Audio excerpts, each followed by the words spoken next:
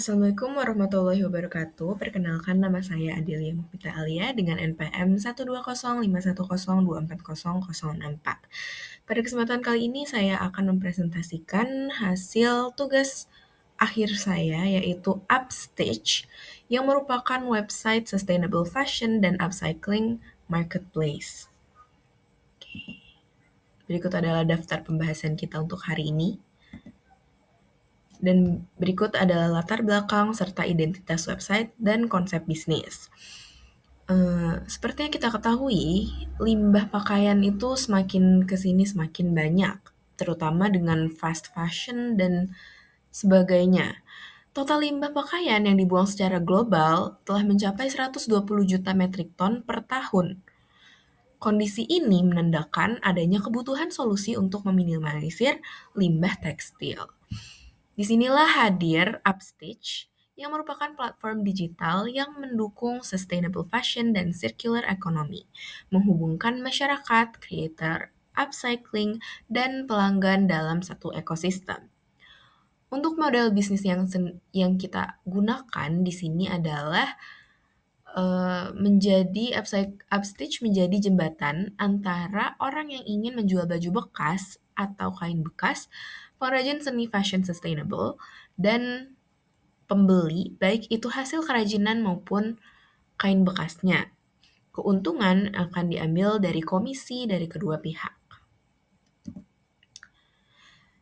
Selanjutnya di sini ada fitur utama website. Kami ada 3 fitur utama yaitu Materials Marketplace di mana orang-orang bisa menjual dan mendonasikan limbah tekstil sebagai bahan baku.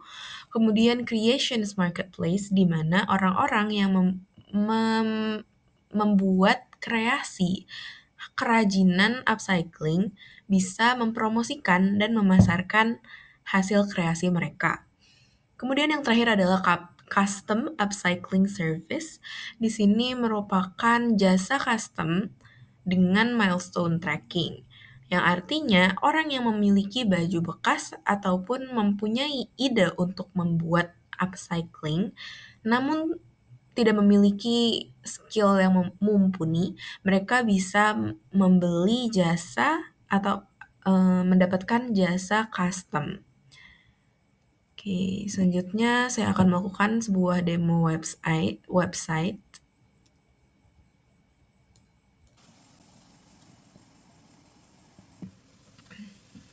Berikut adalah tampilan yang akan muncul ketika pertama kali membuka website. Terdapat landing page, kemudian beberapa featured creators, beberapa informasi-informasi terkait dengan Upstage sendiri. Kemudian pertama kita melakukan authentication atau sign in. Di sini saya akan menggunakan Google. Kemudian di sini ada dashboard yang berisi overview berapa order yang mereka sedang lakukan, kemudian material listings yang mereka update, products in store, dan lifetime earnings atau berapa keuntungan yang mereka telah dapatkan dari menjual produk-produk mereka di toko mereka sendiri. Oke, kemudian di sini pertama ada materials. Materials merupakan tempat untuk pelanggan agar bisa jual beli bahan baku ataupun barang bekas seperti kain perca ataupun baju-baju bekas yang sudah tidak dipakai. Di sini saya akan contohkan untuk membuka salah satu listingnya. Misalkan di sini ada vintage indigo denim roll dengan 2 meter. Kemudian apabila pembeli ingin membelinya bisa langsung klik buy now, mengisi shipping address, phone number, address, recipientnya siapa, kemudian untuk pembayarannya. Untuk pembayarannya sendiri ini masih merupakan mock-up karena sebagai contoh saja untuk saat ini. Di sini setelah membayar bisa view order ataupun continue shopping. Di sini kemudian saya akan mencontohkan cara untuk menambahkan listing dari akun sendiri. Misalkan kita ingin mengupdate, kita ingin menjual baju bekas. Untuk image-nya saya akan pilih random aja untuk sementara.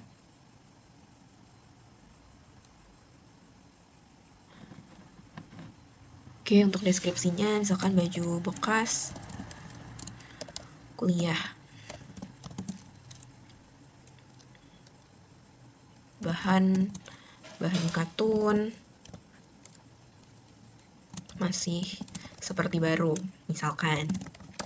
Oke, selanjutnya di sini ada kategorinya, karena ini baju jadi kita misalkan tulis clothing, kemudian kondisinya like new misalkan. Kemudian untuk kuantitinya, misal saya ingin 3 baju, 3 pieces dengan harga 50.000 deh. Oke, untuk clothing size-nya misalkan L. Nah, di sini juga ada pilihan untuk menawarkannya secara gratis karena sebagai donasi gitu. Jadi bisa didonasikan, price-nya di sini jadi 0. Tapi misalkan kita mau jual gitu ya, publish listing. Oke, setelah listing terpublish, di sini kita bisa membukanya, kemudian mengeditnya. Jadi sini misalkan kita mau menghapus image atau kita mau delete keseluruhan post kita juga bisa dari sini. Oke, selanjutnya ada Creations Marketplace. Di sini adalah halaman untuk memasarkan hasil kreasi upcycling dari kreator-kreator. Kurang lebih tampilannya sama seperti yang sebelumnya, yang yang materials. Bisa buy now, bisa pay, dan bisa view order misalkan. Oke, my purchases di sini bisa dilihat apa saja yang udah kita beli, sudah kita bayar, apakah pembayarannya berhasil atau tidak, itu semuanya bisa dilihat dari sini. Oke.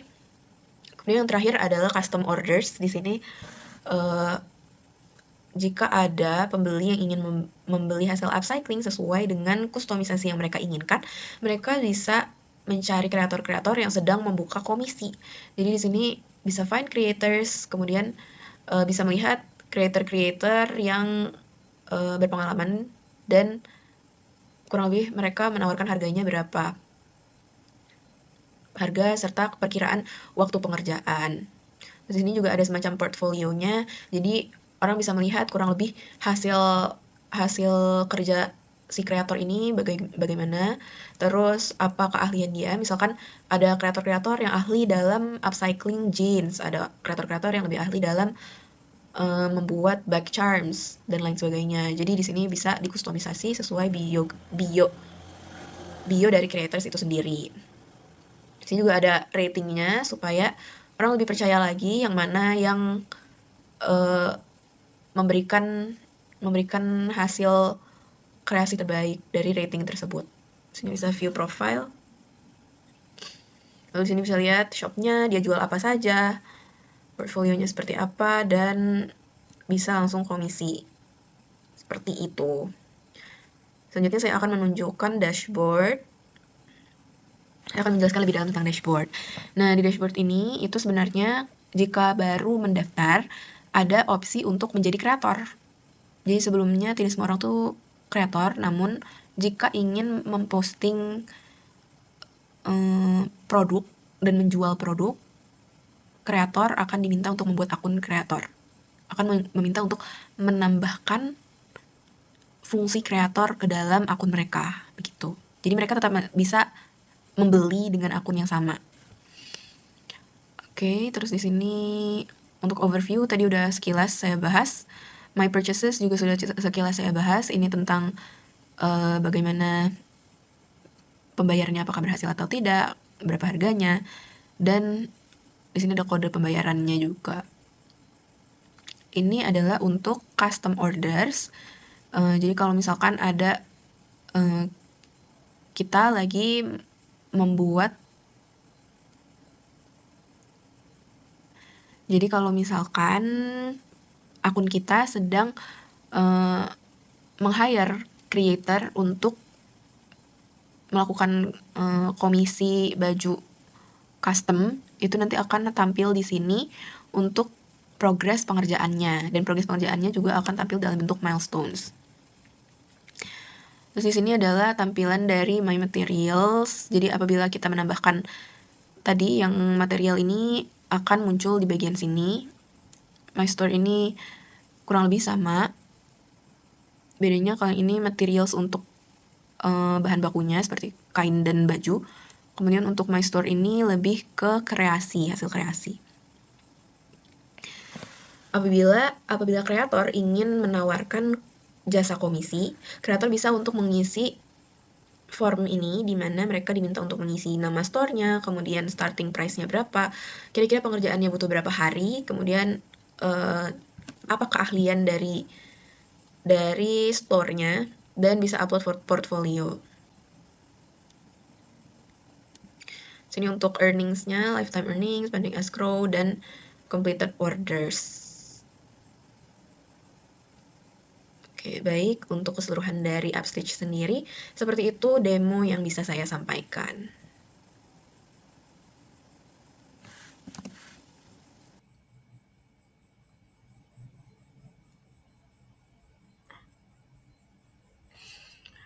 Penggunaan AI dalam proses pembuatan sendiri, saya menggunakan 3 AI, yaitu Gemini, ChatGPT, dan Lovable. Gemini digunakan untuk brainstorming ide aplikasi, fitur aplikasi, model bisnis, serta market analysis. Kemudian untuk ChatGPT saya menggunakannya untuk menyusun user flow, menyusun database, menyusun alur fitur, sampai prompt engineering. Kemudian untuk Lovable sendiri merupakan AI yang saya gunakan untuk eksekusi prompt menjadi kode aplikasi nyata dan deployment-nya. Baik, untuk struktur kodenya sendiri, di sini saya, sebagai front end, saya menggunakan Next.js, AppRouter, React, dan TypeScript, dan Tailwind CSS. Untuk back-end-nya saya menggunakan Lovable Cloud, yang Lovable Cloud sendiri merupakan anak cabang dari Supabase, dan Lovable Cloud menggunakan PostgreSQL database, built-in authentication, dan built-in storage. Di sini untuk entitas data utamanya saya membuat users, creator profiles, materials, creation, custom services, custom orders, order milestones, transactions, dan reviews. Oke, ini adalah untuk testing dan evaluasi kualitas. Setelah melakukan testing, awalnya masih terdapat beberapa error seperti harga yang tidak muncul, kemudian warna yang tidak sesuai dengan keinginan saya, lalu transaksi mockup yang belum berhasil. Namun, setelah iterasi yang berulang kali, akhirnya aplikasi bisa berjalan dengan baik. Di sini ada fitur-fitur yang saya pastikan lolos tahap testing, yaitu authentication, crowd listing, transaksi, pencarian, dan responsivitas. Untuk transaksi sendiri ini merupakan mock payment karena untuk sebagai contoh sementara. Oke, selanjutnya untuk refleksi dan lesson learned, di sini yang saya dapatkan dari melakukan project ini, saya menyadari bahwa hasil AI itu sangat bergantung pada kejelasan instruksi yang diberikan. Maka itu instruksi harus jelas dan terstruktur. Kemudian untuk kendalanya, di sini saya menghadapi kendala Lovable yang memiliki token yang sangat terbatas. Jadi diperlukan kesabaran dan konsistensi untuk iterasi dan perbaikan. Itu tiap hari kita harus buka Lovable dan melakukan iterasi, testing, serta perbaikan. Pelajaran utama yang saya lakukan, yang saya dapatkan adalah bahwa AI memerlukan peran aktif pengembang, bukan kerja otomatis penuh. Jadi, semua yang dilakukan AI itu harus dalam pengawasan pembuat aplikasi itu sendiri, dan pembuat aplikasi itu sendiri harus memahami apapun kode yang ditulis oleh AI tersebut untuk memastikan keamanan serta kepastian dari hasil kode. Kemudian untuk potensi ke depannya, fitur yang ingin saya kembangkan adalah fitur sistem rekomendasi, pembayaran nyata, analitik kreator, dan satu lagi adalah untuk harga agar bisa menyesuaikan negara. Kesimpulannya di sini pengembangan website berbantuan AI mempercepat siklus pengembangan website kompleks tanpa mengorbankan kualitas fitur. 3 fitur utama yang ada di Upstage ini sendiri adalah Materials Marketplace, Creations Marketplace, dan Custom Upcycling Service yang sudah berhasil diimplementasikan dan diuji secara fungsional. Kemudian untuk keberhasilan pendekatan ini ditentukan oleh kualitas prompt engineering dan konsistensi proses iterasi. Upstage berpotensi untuk dikembangkan dan diperluas agar memperluas dampak sustainable fashion dan circular economy. Baik, sekian presentasi dari Upstage. Saya harap dapat memberikan nilai yang baik.